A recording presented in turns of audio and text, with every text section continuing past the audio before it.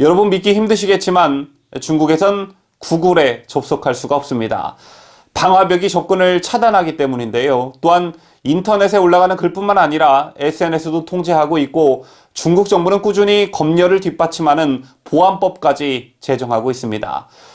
그런데 자유민주주의 국가 체제의 국민 입장에서 본다면 중국인들이 반발하지 않는다는 게 신기할 따름인데 정부의 강력한 정보 검열에 대해 중국인들은 무관심하거나 그냥 수긍한 채 살아가고 있습니다. 여러분께서도 아시다시피 1994년 중국에는 시장 경제 체제가 도입이 됐습니다. 해외 자본이 유치되면서 인터넷을 통해 인민 간의 정보 공유도 활발해졌는데요. 이에 중국 국방부가 공산체제를 위태롭게 할 수 있는 정보가 유포되는 것을 막고 자국의 경제-사회적 이익을 지킨다는 이유로 아까 말씀드린 대방화벽을 고안해 낸 것입니다. 중국 당국의 인터넷 통제는 여기서 그치지 않고 계속되었습니다. 새로운 보안법까지 제정하면서 정보를 통제하고자 했는데 지난 2014년 7월 중국 정부는 테러 정보가 유통될 수 있다는 이유로 카카오톡과 라인을 사전 통보 없이 차단했습니다. 또 2015년 7월 제정된 신인터넷 보안법에 따르면 개인 계정에서 게시한 정치적 문건을 삭제해야 하고 2015년 11월에는 SNS에 허위 정보를 전달하면서 형사적 책임을 추궁할 수 있는 규정까지 추가했습니다.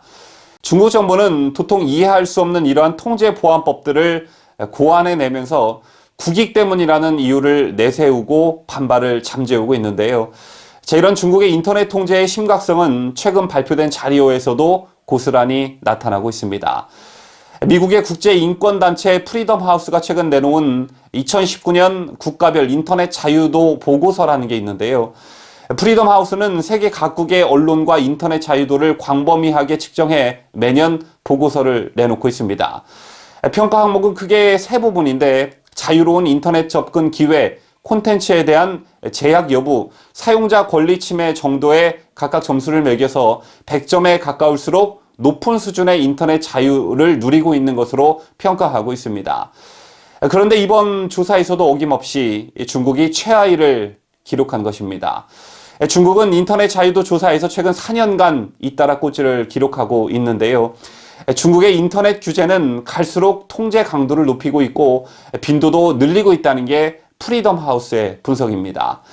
여기에 관련 기술 역시 점차 정교해지고 있다는데요. 인공지능 AI 시스템이 자의적으로 유해하다고 판단한 게시물들을 하루에 수차례씩 검열해 무더기로 삭제하고 자동으로 해당 계정은 영구 폐쇄하는 방식이 쓰이는 것으로 알려졌습니다.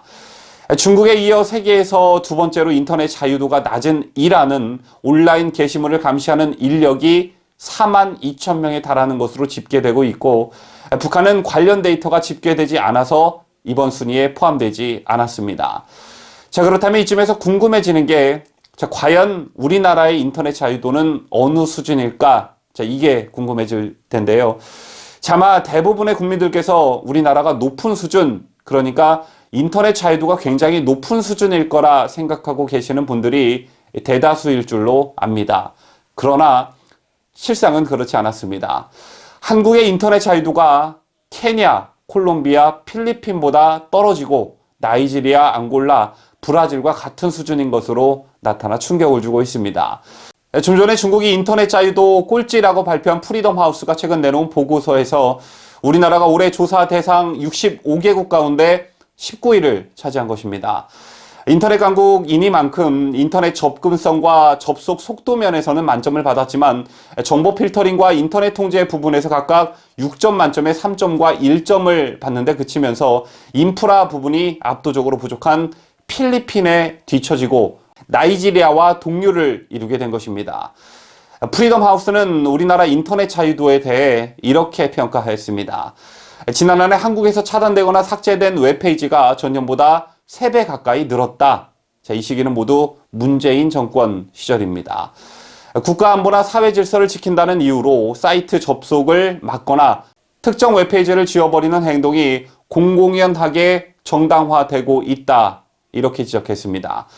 특히 사용자 권리 침해 정도가 심각한 점을 꼬집었는데요. 프리덤 하우스는 작년 11월부터 정부가 시작한 보안 접속 HTTPS 차단과 관련해 논란의 여지가 다분한 새로운 필터링 시스템을 구현해 보다 구체적으로 웹페이지를 차단하고 있다고 밝혔습니다. 또한 보고서에 따르면 인터넷과 관련해 국내 사법당국은 지난 한 해 동안 1만 1000여 명을 체포하거나 사법 조치한 것으로 나타났습니다.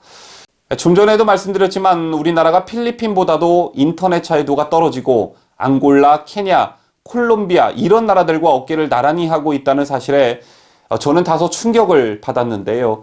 언론 통제와 인터넷 통제는 권력자에게는 마약과도 같은 그런 것입니다. 한번 이 두 가지의 맛을 들리기 시작하면 절대 헤어나올 수 없는 것이 바로 인터넷 통제와 언론 통제인데요. 자, 여기에 중국 인민들처럼 아무런 저항 없이 순응하기 시작한다면 그 이후부터는 독재가 탄탄대로를 달리게 됩니다. 앞서 프리덤 하우스는 지난 한 해 한국에서 차단되거나 삭제가 된 웹페이지가 전년보다 3배 가까이 늘었다라고 분석했습니다. 중국을 비롯한 모든 독재 국가가 그러는 것처럼 처음엔 테러 위협과 유해성 정보 차단 또는 국익 차원이라는 점을 내세우면서 서서히 언론과 인터넷 통제를 하기 시작합니다. 그러한 측면에서 이러한 조사 결과를 그냥 지나치지 말고 여러분께서 좀 경각심을 가지는 계기가 되었으면 좋겠다라는 취지에서 이 소식을 보도해드렸습니다. 그리고 요즘 논란이 되고 있는 유튜브 노란 딱지가 이러한 취지가 아니기를 간절히 바라봅니다.